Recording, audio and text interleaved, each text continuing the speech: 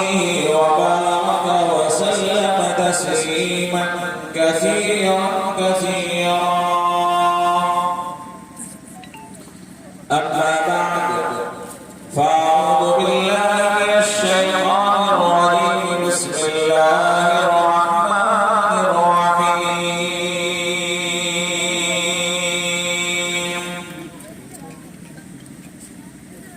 وعلم آدم الأسماء كلها. حضرت آدم علیہ السلام فرماتے ہیں کہ یہ شجرۃ المنتہا جو بیری کا سونے کا پیڑ ہے، چھٹے آسمان پر جس کی جگہ، ساتویں آسمان سے اوپر جس کی شان ہے، ایک آسمان سے دوسرے آسمان پر جانے کے لیے 600 سال کی ضرورت ہے. کتنا بڑا پیڑ ہوگا، اس کی پتیاں کتنی زیادہ ہوگی. حضرت آدم فرماتے ہیں کہ شجرۃ المنتہا پر کوئی ایسا پتا نہیں، کوئی ایسی شاخ نہیں جس کے اوپر محمد رسول اللہ صلی اللہ علیہ وسلم کا لکھا ہوا ہو. طوبہ ایک پیڑ ہے، اس طوبہ کو میں نے دیکھا، اس کی ایک پتیوں کو میں نے دیکھا، ہر ایک پتی کے اوپر محمد رسول اللہ صلی اللہ علیہ وسلم لکھا ہوا تھا. وہ فرماتے ہیں کہ میں نے حوروں کو اپنی آنکھوں سے دیکھا. وَرَأَيْتُ عَلَى نُحُورِ الْحُورِ الْعِينِ اسْمُهُ مُحَمَّدٌ. ملائکہ فرشتوں کو دیکھا، ان کی گردنوں پر، پیشانیوں پر جناب محمد رسول اللہ صلی اللہ علیہ وسلم کا نام لکھا ہوا تھا. اتنا بڑا شرف حدیث میں آتا ہے، قیامت میں اپنی پیشانی کو سجدے میں ڈال دے گا ہم لوگوں کے خاطر. جنت دوزخ کے فیصلے آپ پیشانی میں ڈالے ہیں.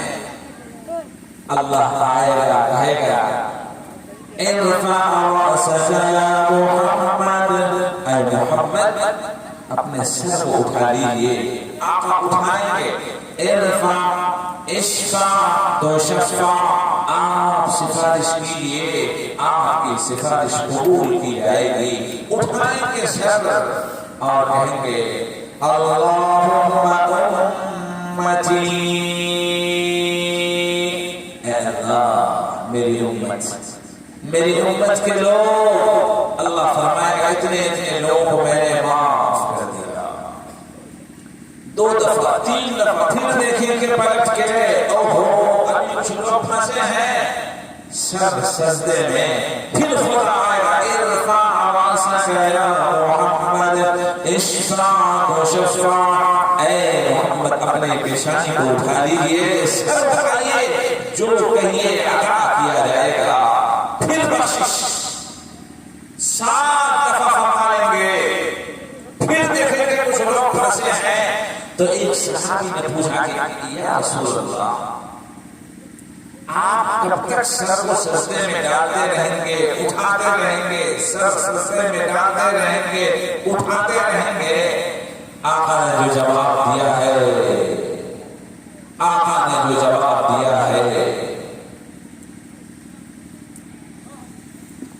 جناب محمد رسول اللہ صلی اللہ علیہ وآلہ وسلم نے فرمایا جب تک میری امت کا ایک آدمی جہنم سے یا کہیں بھی ہو اپنے گناہوں میں، اپنے لغزشوں میں، اپنے جرم میں پھنسا ہوا ہو، جب تک ان کو اس سے پاک کر کے خدا جنت میں جانے کا فیصلہ نہیں فرما دے گا،